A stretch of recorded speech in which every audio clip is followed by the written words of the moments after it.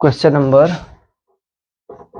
5 देखिए, ये कह रहा है which term of the following sequence 2 2 root 2 4 dot dot dot dot is 128। तो हमने बताना है इस जो सीक्वेंस का कौन सा टर्म 128, इस सीक्वेंस का कौन सा पद 128 है। तो हमें सीक्वेंस दिया हुआ है 2 2 रूट 2 4 अप टू 1 इज 128। ठीक है, तो इस सीक्वेंस हम चेक करते हैं पहले जीपी में है या नहीं है। तो जीपी में होने के लिए इसका और इसका अपॉन इसका और इसका अपॉन इसका रेशियो सेम आना चाहिए।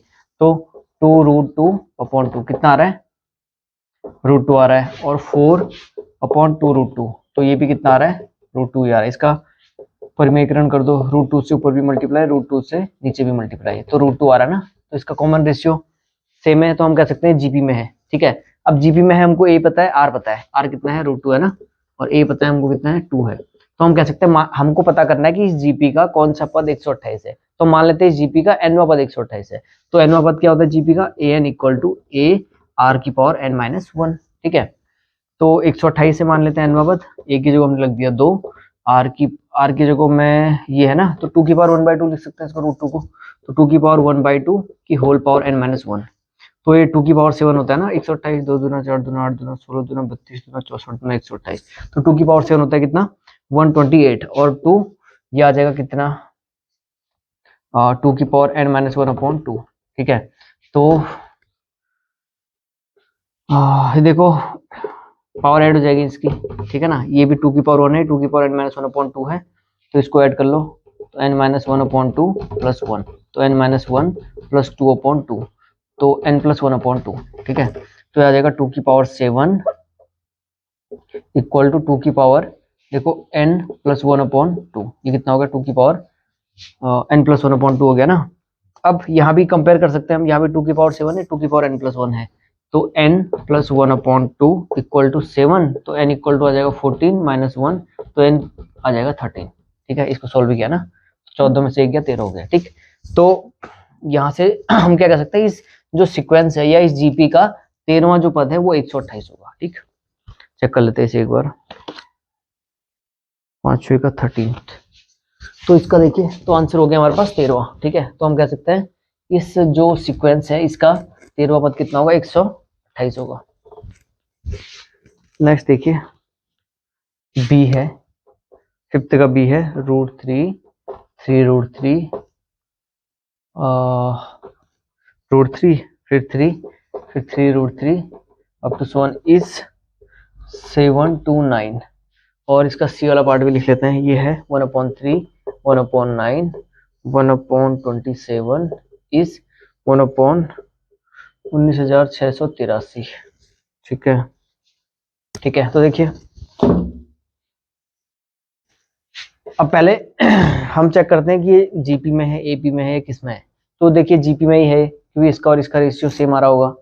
तो देखिए 3/√3, तो इसका √3 से ऊपर भी मल्टीप्लाई कर दो, √3 से नीचे भी मल्टीप्लाई कर दो, तो √3 आ रहा है। ठीक है, ये अपन ये किया हमने, कितना आ रहा है, √3 आ रहा है। अब इसका अपन ये करो, 3√3/3 कर दो, तो ये भी √3 आ रहा है ना।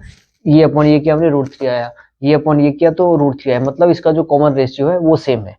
तो हम कह सकते हैं ये जीपी में है, आर इसका हो गया √3 एंड ए इसका हो गया, ए भी √3 है। ठीक है, ए भी √3 एंड आर भी √3, और जीपी में है। हम मान लेते हैं इसका जो एनवा पद है, एनवा टर्म है वो 729 है, तो मान लेते हैं एनवा पद कितना है, 729। तो एनवा पद होता है हमारे पास क्या, ए आर की पावर n माइनस 1 होता है ना, तो 729 बराबर कितना आ जाएगा, ए की जगह 3 की पावर 1/2 लिख सकते हैं हम, √3 को हम 3 की पावर 1/2 लिख सकते हैं, इसको हमने ये लिख दिया, एंड आर की जगह हो गया 3 की पावर 1/2 की होल पावर n माइनस 1, तो 729 फिलहाल ऐसी रहने दो, एंड 3 की पावर 1/2 एंड 3 की पावर n माइनस 1/2 हो गया। ठीक, इसको हमने ऐसे लिख लिया।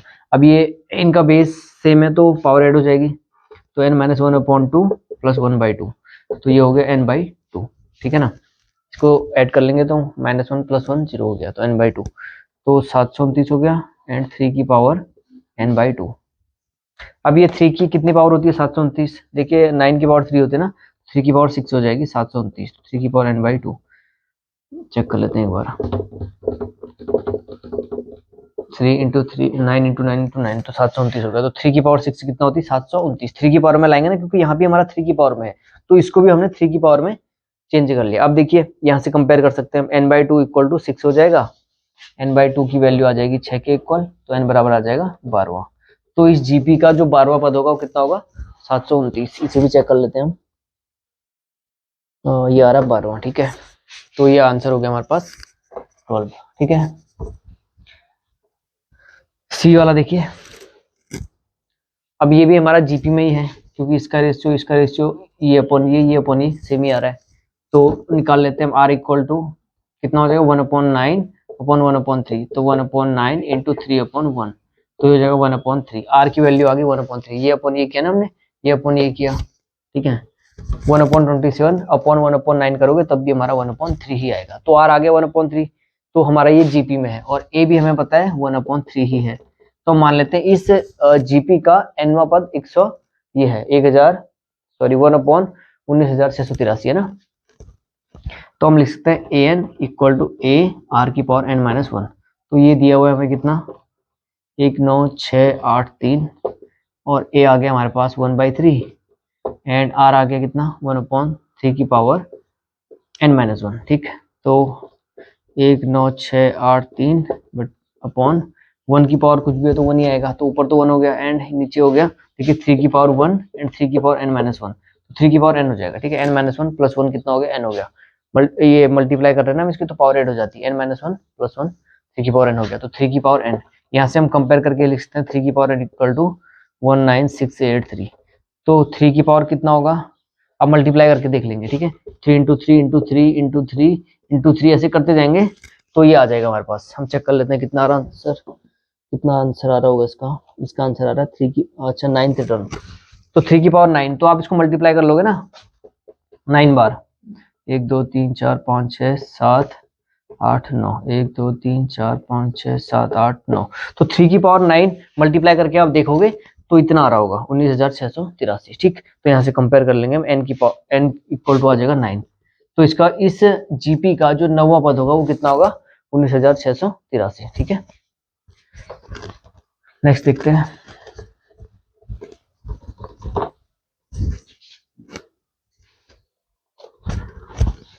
क्वेश्चन नंबर है आपका 6ठा क्वेश्चन है, for the value of x the number -2/7 x -7/2 are in GP. तो हमें बताना है x की वैल्यू बतानी है, the number are in GP, ये जीपी में है तो हमें x की वैल्यू बतानी है, ठीक है। तो एपी में पहले तो आपने एपी में पढ़ा है 2 4 6, अगर एपी में इस तरह से है तो 4 की वैल्यू कैसे निकलती है, 2 + 6/2 ना, मान लेते हैं इसको x है, तो x कैसे निकालते हैं हम, 2 + 6/2 है ना। तो x और कितना होगा 6 2 8/2 4 हो गया, ठीक है। ऐसे हम जीपी में कैसे निकालते हैं, अगर कोई जीपी में 2 दूना 4 दूना 8 है ना, तो जो मिडिल टर्म होता है इन दोनों का क्या होता है, या इसका स्क्वायर इन दोनों के मल्टीप्लाई के इक्वल होता है, या हम कह सकते हैं जो इसकी वैल्यू होती है ये रूट के अंदर और इन दोनों के मल्टीप्लाई के इक्वल होती है। जैसे हम कह सकते हैं ना, इसको मान लेते हैं जी मान लेते हैं, तो ये है ए एंड ये जी और ये बी है, तो जी स्क्वायर की वैल्यू होती है ए बी, ये हम कह सकते हैं जो जी की वैल्यू होती है रूट के अंदर इन दोनों का मल्टीप्लाई होता है ना। जो 4 की वैल्यू होगी वो क्या होगी, √2 × 8, ये हम कह सकते हैं 8 दूना 16, तो इसकी वैल्यू किसके इक्वल होगी, ये होगी। या फिर हम कह सकते हैं जो 4 का स्क्वायर होगा वो 2 × 8 के इक्वल होगा। ये तो होता है ना जीपी में जो मिडिल टर्म होता है वो क्या, उसका स्क्वायर क्या होता है, जी का स्क्वायर इन दोनों के मल्टीप्लाई के इक्वल होता है। तो यहाँ भी देखिए ये भी किस में, जीपी में कह रहा है, ये जीपी में है तो हमें एक्स बताना है, -2/7 x एंड 7/2। अब ये जीपी में है तो एक्स स्क्वायर की वैल्यू क्या किसके इक्वल होगी, -2/7 इंटू 7/2 के इक्वल हो जाएगी, ठीक है। एक्स स्क्वायर की वैल्यू किसकी होगी, इस ये और इसके मल्टीप्लाई के इक्वल हो जाएगी, तो एक्स स्क्वायर इक्वल टू आ जाएगा 1, इससे कट जाएगा इससे कट जाएगा माइनस इंटू माइनस 1, तो एक्स की वैल्यू आएगी +-1, ठीक है। एक्स स्क्वायर इक्वल टू 1 है तो ये आ रहा है +-1, ठीक है। तो एक्स की वैल्यू कितनी आ जाएगी +-1, अगर ये जीपी में है तो। 7th क्वेश्चन है, find the sum of indicated number of term in each of the geometric progression in exercise 7 to 10। तो मैं इस कोई जीपी दी है, इसका हमने सम निकालना है।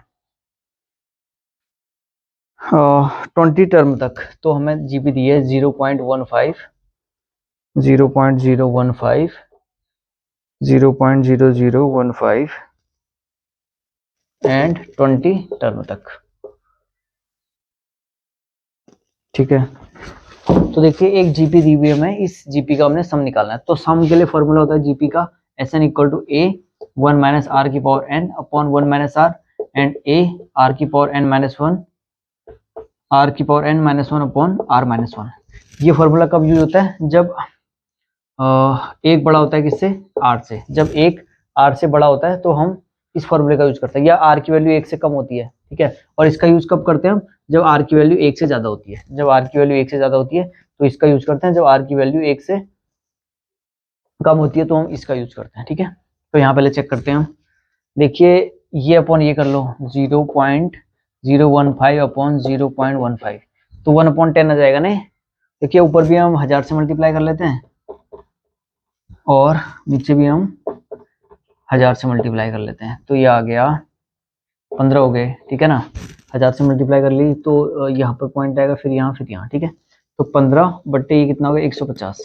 ठीक है ना, यहाँ 10 से करेंगे, यहाँ पे 100 से करेंगे, यहाँ पे 1000 से करेंगे तो 1 0 और आ जाएगा। ठीक, तो ये आ जाएगा 1/10। तो आर की वैल्यू आ गई 1/10। आर कितना आ गया? 1/10। ए भी हमको पता है कितना, 0.15। ये इसको अपॉन में लिख लो, 15/100 लिख सकते हैं इसको। ठीक है, हमने इसको लिख दिया 15/100। अब देखिए आर की वैल्यू जो है एक से बड़ी है छोटी है? एक से छोटी है ना, आर की वैल्यू एक से छोटी है, तो इस फॉर्मूले का यूज करेंगे। एक से छोटी है ना आर की वैल्यू, 1/10 कितना हुआ? 0.1 हुआ, तो हम यहाँ पर रख लो इसको। और ये 20 टर्म तक है, मतलब एन की वैल्यू देखिए हमें 20। ठीक है, तो एस एन इक्वल टू आ जाएगा, ए की जगह रख लो या फिर इससे रख लो या फिर 15/100 ही रख लो।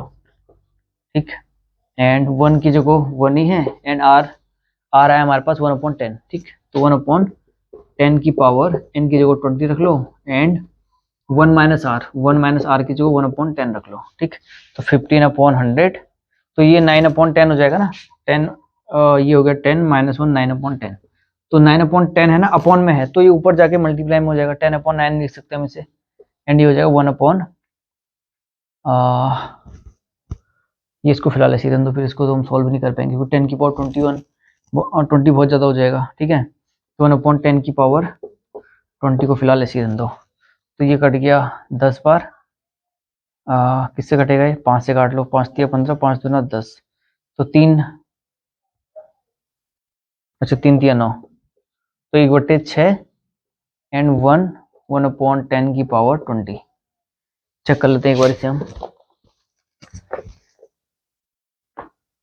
क्वेश्चन नंबर 7 है आपका, ठीक है 1/6। तो इसको हम देखिए 1/10 को 0.1 लिख सकते हैं ना, तो 0.1 की पावर 20 या इतना ही रहने दो। ठीक है, तो ये हमारा इसका आंसर हो गया। नेक्स्ट देखिए,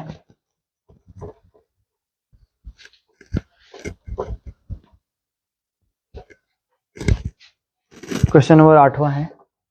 तो इसमें भी आपने सम निकालना है, कहाँ तक? एन टर्म तक, √7, √21, 3√7 अप टू 7 एन टर्म्स तक आपने सम निकालना है। ठीक है, तो जीपी में है ये। ठीक, तो पहले तो हम आर निकाल लेंगे।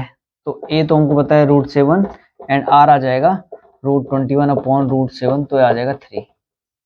ठीक है ना, आर की वैल्यू आ गई कितना? √3, सॉरी, तो आर की वैल्यू आ गई √3। ठीक है, ये अपन ये भी चेक कर लो, 3/√7 अपॉन √21, तो ये आ जाएगा 3/7 ना, तो √3 से ऊपर भी मल्टीप्लाई कर लो, √3 से नीचे मल्टीप्लाई कर लो, तो ये √3 ही आ रहा है, तो आर आ गया हमारे पास √3। तो हमें एन टर्म तक निकालना है। तो सम का फॉर्मूला देखिए, √3 की वैल्यू कितनी होती है? 1.7 समथिंग होती है ना। तो कौन सा फॉर्मूला यूज करेंगे हम? सम का फॉर्मूला होता है आपको ए आर की पावर n-1 अपॉन r-1। ये कब होता है? जब आर की वैल्यू एक से ज्यादा होती है, तो हम इस फॉर्मूले को यूज करेंगे। ठीक है, आर एक से छोटा होता तो जो हमने इससे पहले यूज किया 1 - आर की पावर n अपॉन 1 - आर। ठीक है, ये एक इधर आ जाता और ये एक इधर आ जाता, बस यही हो जाएगा। अगर एक क्या होगा? छोटा होगा ना, तो उस कंडीशन में एक यहाँ आ जाएगा, आर इधर चल जाएगा, और अगर आर बड़ा होगा तो आर इधर एक उधर। ठीक है, बस ये ध्यान रखना आपने। ठीक है, बाकी फॉर्मूला तो सेम ही है। तो यहाँ पर रख दो इसको, तो a आ जाएगा √7 r की पावर n, r आया हमारा 3 ना, तो 3 की पावर 1/2 की पावर n, क्योंकि n टर्म तक कह रहा है n-1 r-1, r की जगह आया 3 की पावर 1/2 -1। तो देखते हैं कितना आ रहा है इसका आंसर। थोड़ा इसने इसका परिमेयीकरण किया, ठीक है, तो इसको सॉल्व कर लेते हैं हम। वैसे इतने पे भी छोड़ सकते हो आप लोग। तो √7, तो ये आ गया 3 की पावर 1/2 प्लस 1 से यहाँ भी मल्टीप्लाई कर दो, और 3 की पावर 1/2 -1 से ऊपर भी मल्टीप्लाई, 3 की पावर 1/2 -1 से नीचे भी मल्टीप्लाई, बाकी ये तो 3 की पावर n/2 -1 हो गया, ठीक है। तो ये आ गया, देखिए a plus b a minus b ना, ये a plus b and a minus b, तो इसको लिख सकते हैं a square minus b square, a square minus b square. यहाँ दिक्कत तो नहीं हो रही है ना। देखिए फॉर्मूला है आपके पास a plus b and a minus b, ये होता है a square minus b square.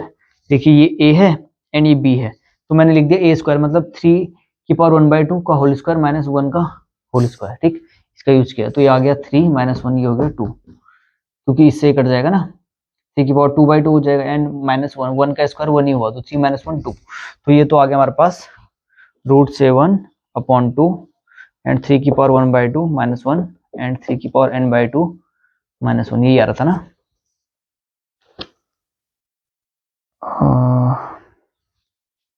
अच्छा प्लस से मल्टीप्लाई कर लेंगे ना हम, तो ये क्या था, अपॉन में माइनस था ना, तो इसके कॉन्जुगेट से मल्टीप्लाई करते हैं, तो माइनस होता है तो हम प्लस वाले से मल्टीप्लाई करते हैं।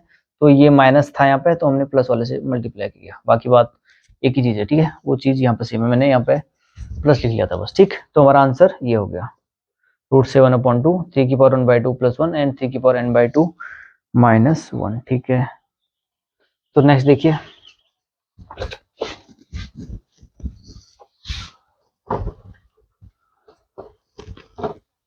ये था आपका क्वेश्चन नंबर 8वां। 9वां क्वेश्चन देखिए, 1 - a square -a³ up to so on n term तक कह रहा है, और a की वैल्यू -1 नहीं है, ठीक है। तो देखिए जीपी में दिया हुआ है, हमको बताइए किस में, जीपी में है। तो a तो इसका आ गया 1 एंड r कितना होगा -a/1, तो r आ गया -a। अब ये देखिए वेरिएबल है, ये हमारा चर है ना, वेरिएबल है, तो हम इससे कह नहीं सकते कि r की वैल्यू 1 से ज्यादा होगी या कम होगी, क्योंकि ये वेरिएबल में है ना, चर में है। तो आप दोनों फार्मूले से किसी का भी यूज कर सकते हैं। तो आपका सम का फार्मूला होता है a r की पावर n-1 अपॉन r-1, यह होता है a1 -r की पावर 1 r की पावर n 1 - r। तो या तो इसका यूज कर लो या फिर इसका यूज कर लो, क्योंकि हम यहाँ पे वेरिएबल है ना, यहाँ हम ये पता नहीं कर सकते कि r की वैल्यू 1 से ज्यादा होगी या कम होगी। तो आप किसी भी फॉर्मूले का यूज कर लो, तो आ जाएगा a की जगह है 1 एंड 1 ही है, एंड r कितना है -a की पावर n अपॉन 1 - r की जगह है -a। तो ये आ गया 1 - a की पावर n अपॉन 1 + a, ठीक है। कितना दिया इसने, ठीक है 1 + a, ठीक। देखिए 10वां क्वेश्चन है,